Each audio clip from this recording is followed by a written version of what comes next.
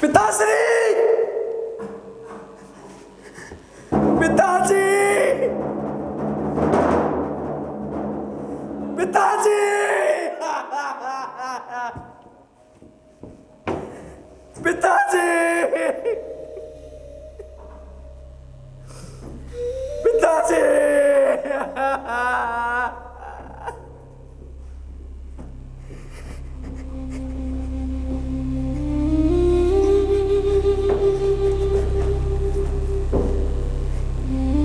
हे मुनिवर, आपके चरणों में मेरा प्रणाम।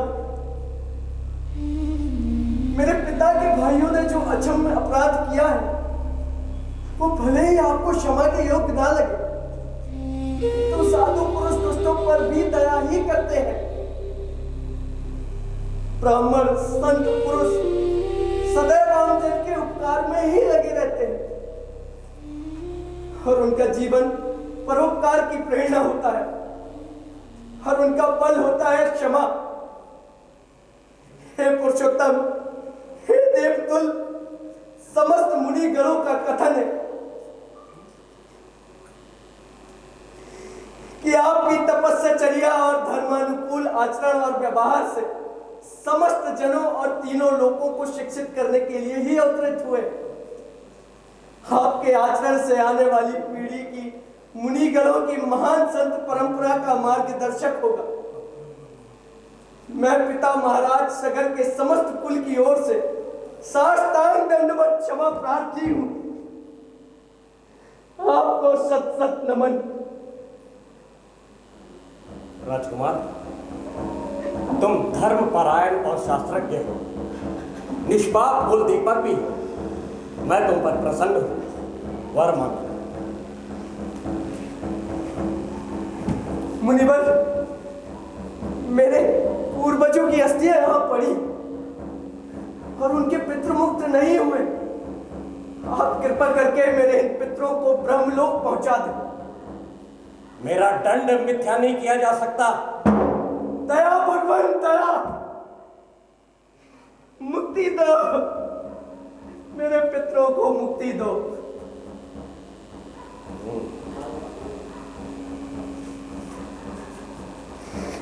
बात मुक्ति की है तो गंगा का स्पर्श ही तुम्हारे पितरों को मुक्त कर सकता है, किंतु गंगा स्वर्ग में है, उसे धरा पर लाना ही होगा।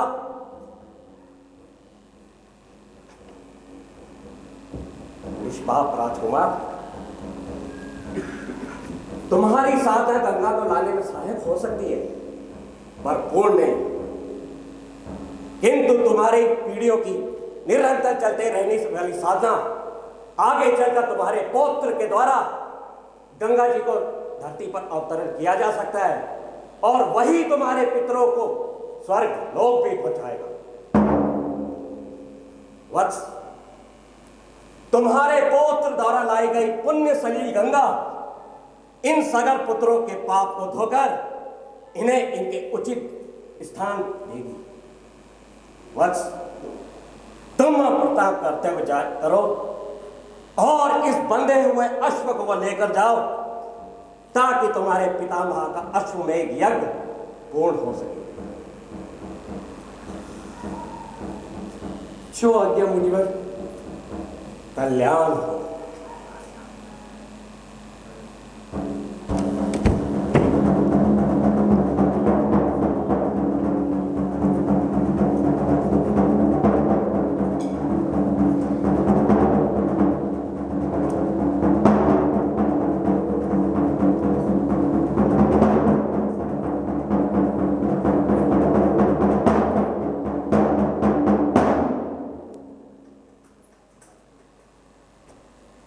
ईश्वर की कृपा से आज हमारा अश्वमेध यज्ञ पूर्ण हुआ।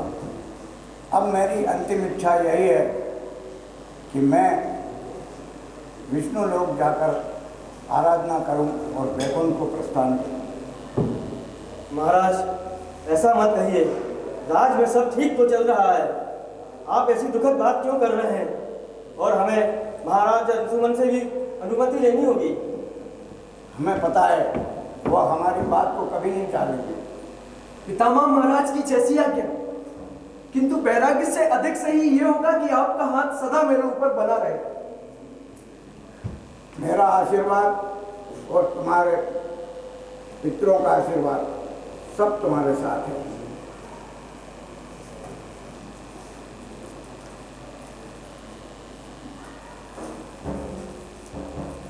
चक्रवर्ती महाराज अंशुमान की जय। चक्रवर्ती महाराज अंशुमान की जय। चक्रवर्ती महाराज अंशुमान की जय।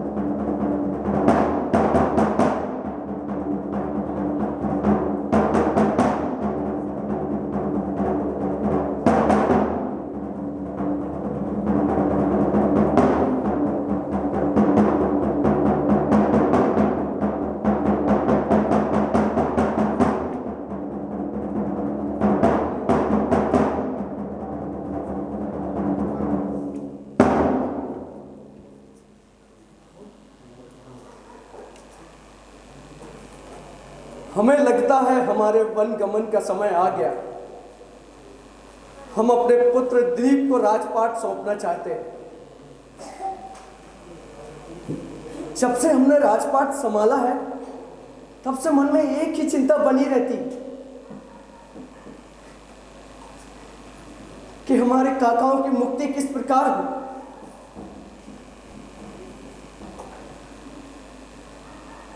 तब से मन में एक ही विचार, इस विचार के चलते हम कहीं शांति नहीं पाते। हमें भगवान ब्रह्मा जी की साधना करनी ही होगी, उन्हें मनाना ही होगा कि गंगा को धरती पर अवतरण के लिए आशीष प्रदान करें, अनुमति प्रदान करें।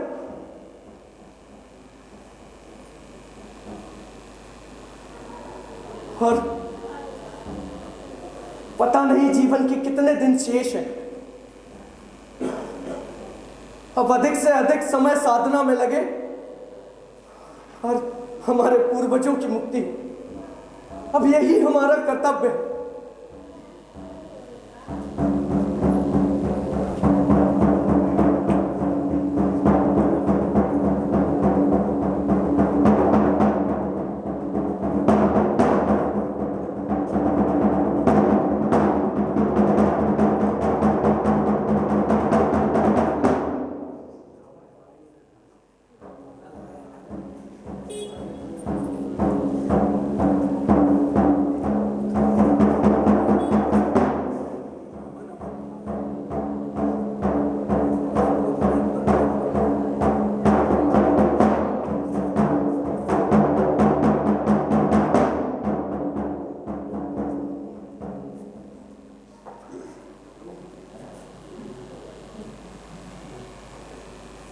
हुआ वही जो नियति करवा रही थी। महाराजा दिलीप अब बूढ़े होने लगे और उन्होंने अपने पिता यानी अंशुमान की तर्ज पर स्वयं का मुकुट उतार कर अपने पुत्र भागीरथ को पहनाया और मां गंगा को धरती पर लाने के लिए घोर तपस्या करने वन को चले गए।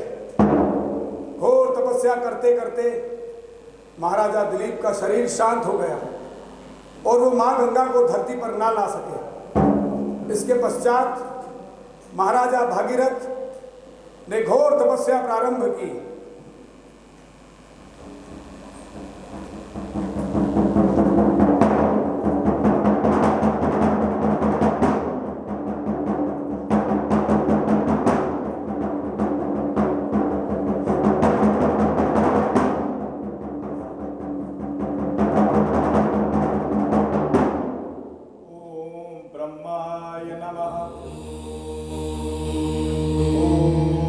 ब्रह्माय नमः।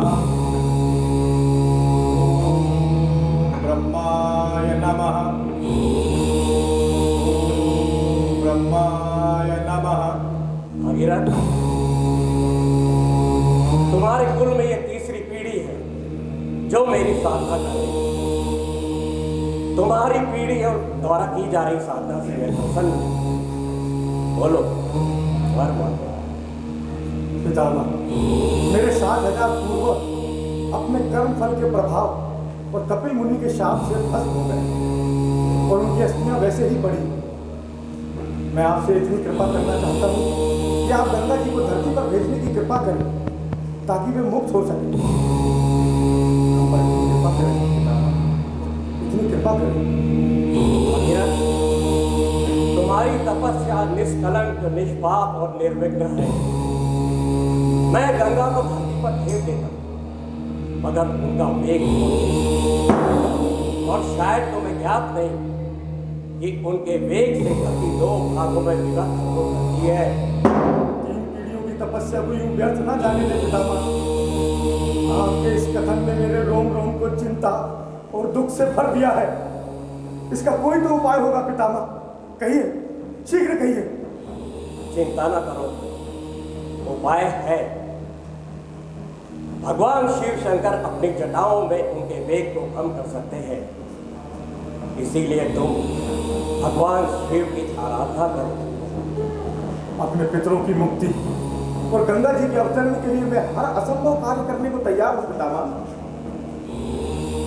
कल्याण भव।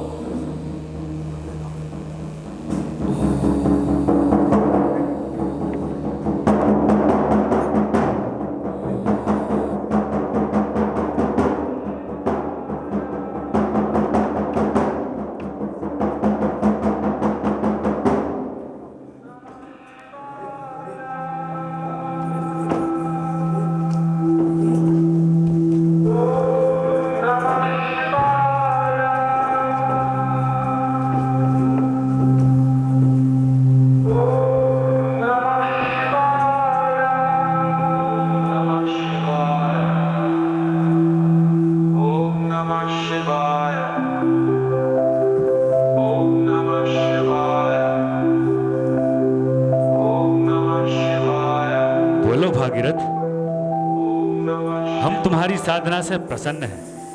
वर मांगो, तुम्हें शिव प्रसाद से सब कुछ मिलेगा। महादेव, वैसे तो आपके दर्शन के पश्चात किसी भी प्राणी को कोई इच्छा हो, कोई आकांक्षा नहीं ले जाती, किंतु एक कर्तव्य है। मैंने अपने पूर्वजों की मुक्ति के लिए और गंगा जी की धरती पर अवतरण के लिए ब्रह्मा जी की साधना की, पर उन्होंने मुझसे कहा कि गंगा जी का वेग धरती संभाल नहीं पाई। आप सिर्फ इतनी कृपा करें कि गंगा जी का वेग थोड़ा धीमा कर दे, जिससे कि वे धरती पर अवतरित हो सके। तथास्तु।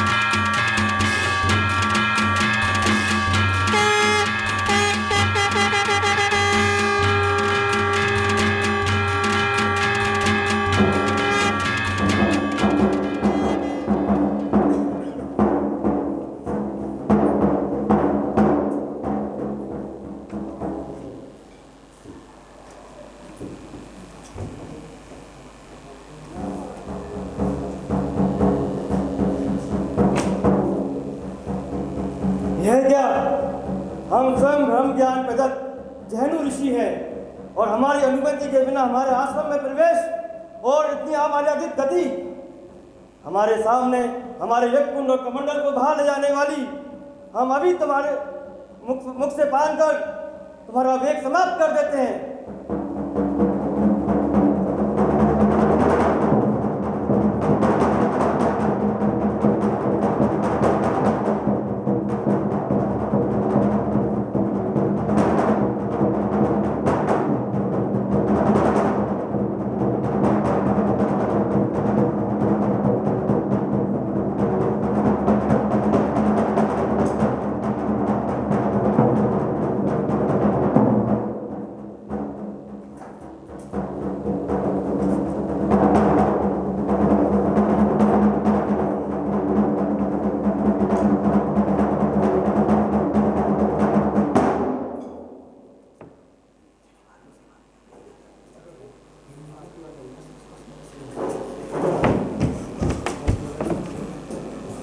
मेरी गंगा माँ कहाँ चली गई?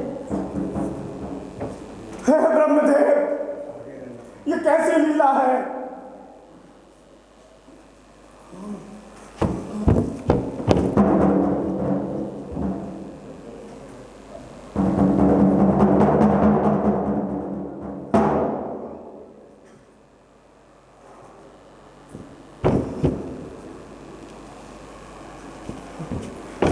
ऋषिवर, मेरी गंगा माँ मेरे पीछे पीछे आ रही थी, अचानक वे अदृश्य हो गए। क्या आपने उन्हें कहीं देखा है? हाँ, हमने ही उसको उसकी अमर्यादिता का दंड दिया है। उसने हमारी साधना में तो विघ्न डाला ही, साथ ही वह हमारा आश्रम बाहर ले जाने वाली थी। ऐसा ना कीजिए ऋषिवर, ऐसा ना कीजिए। पीढ़ियों की साध और पूर्वजों की आस को यूं व्यर्थ न जाने दीजिए। कई वर्षों के कठोर तप के बाद वे धरती पर अवतरित हुई है। हम आपके भक्त हैं, हम आपके बच्चे हैं, हमें क्षमा कर दीजिए ऋषिवर, हमें क्षमा कर दीजिए। उठो, हम तुम्हारी वंदना से प्रसन्न हुए। हमने अपने तपोबल से जान लिया है तुम महान तपस्वी राजा भागीरथ हो। हमारे अंतर में गहन गंगा को हम अभी पुनः अपने कानों से प्रवाहित कर देते हैं। इस प्रकार हम गंगा के पिता भी कहलाएंगे। आज से इनका नाम जहनु की पुत्री जाह्नवी के रूप में विख्यात होगा और तुम अपने 60,000 पूर्वजों को मुक्ति दिलवाने और गंगा को स्वर्ग से धरती पर अवतरण करवाने के लिए तीनों लोकों में स्मरण किए जाओगे। जाओ, तुम्हारा कल्याण हो।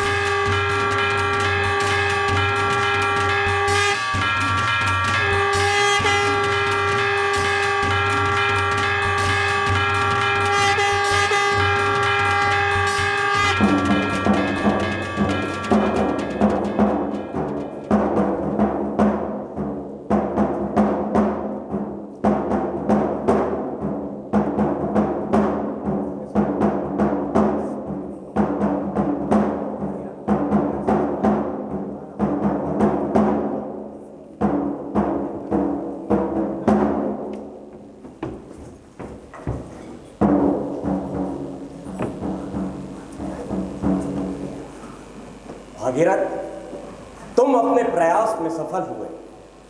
ये जो जल प्रवाहित हुआ केवल पवित्रता का नहीं, ये धरती मिट्टी के परतों को धोकर जीवाणुओं को बहाकर नए जन्म का चक्र है। ऋषिवर, तो ये मोक्ष केवल आत्मा का नहीं, शरीर की धूल और रोगों का भी है। हाँ, जब जल शुद्ध होता है तो उसके मिले खनिज और जलवायु नए जन्म को देते हैं और मृत्यु की चिन्ह को मिटाते हैं। भागीरथ मुझे लाया ताकि जल का चक्र टूटा ना रहे, क्योंकि अगर मैं बहना बंद कर दूं तो भूमि की नमी घटेगी, फसलें मुरझाएंगी और रोग बढ़ेंगे। मेरे प्रवाह में भावनाएं नहीं बहती। यह तापमान संतुलित करती है और मौसम नियंत्रित करता है और तुम्हारी सांसों पर शुद्ध वायु बनकर लौटता है। जब तुम मेरे किनारों पर पेड़ लगाते हो तो वे नमी रोकते हैं और मिट्टी को बहने से बचाते हैं और तुम्हारे ही खेतों पर उपज लौटाते हैं। जब तुम मेरे जल को गंदा करते हो, उसमें बढ़ते रसायन तुम्हारे ही शरीर पर जाते हैं, तुम्हारी हड्डियों, तुम्हारे खून को कमजोर करते हैं। मैं भागीरथी हूँ, समय की धारा, जीवन की धारा पर। मेरी रक्षा का कर्म आस्था का कर्म नहीं, यह तुम्हारे अस्तित्व का गणित है। अगर मैं सूख गई तो केवल यह एक नदी का अंत नहीं होगा, यह तुम्हारी जलवायु, मिट्टी और आने वाली पीढ़ियों का अंत होगा।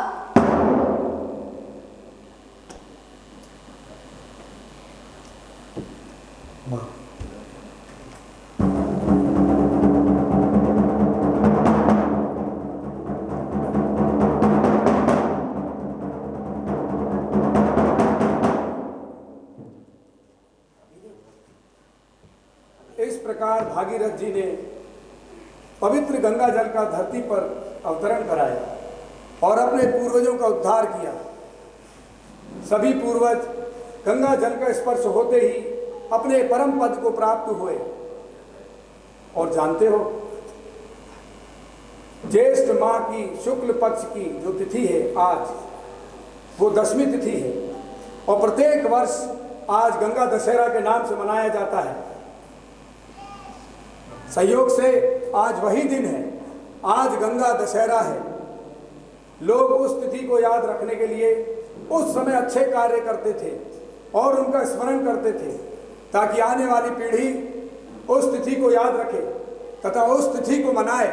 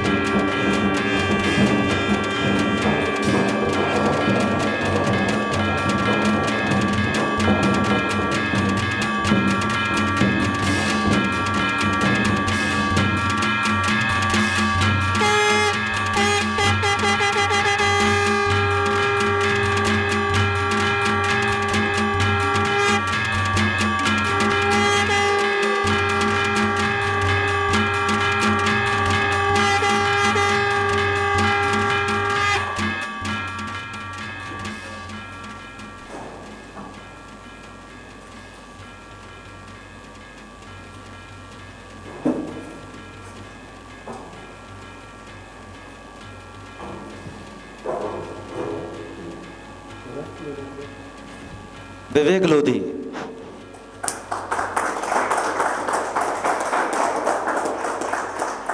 पंकज शर्मा, अमन सिंह परिहार, गोपाल लेले जी,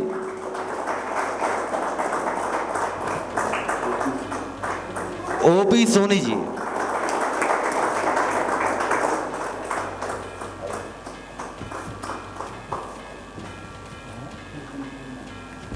नितिन प्रेमनाथ,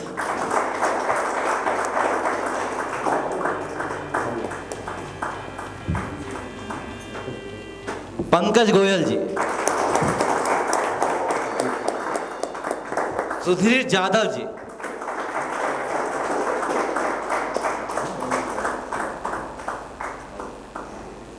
बॉबी प्रिंस श्रीवास्तव,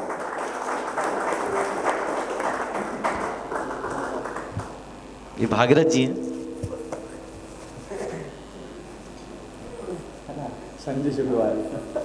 संजय शुक्रवारिया,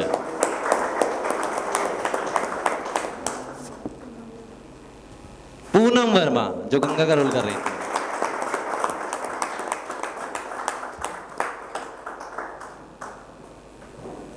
जो बैक स्टेज में थे और जिन्होंने साथ में काम किया, क्या अखिल लेले जी।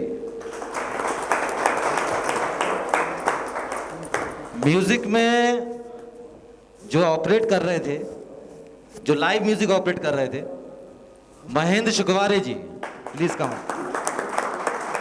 आइए आइए आइए, स्टेज पे आ जाइए, आइए आइए।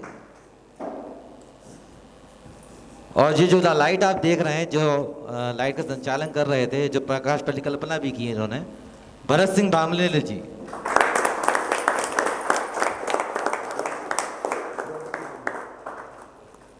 ये जो आपने पूरी रूप सज्जा देखी, मेकअप, ये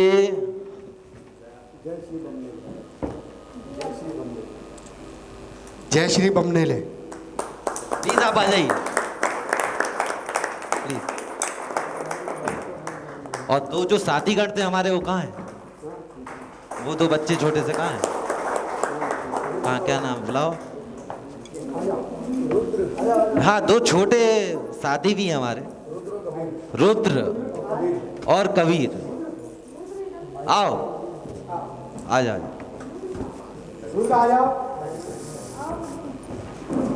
ये दोनों ही बहुत मेहनत कर रही है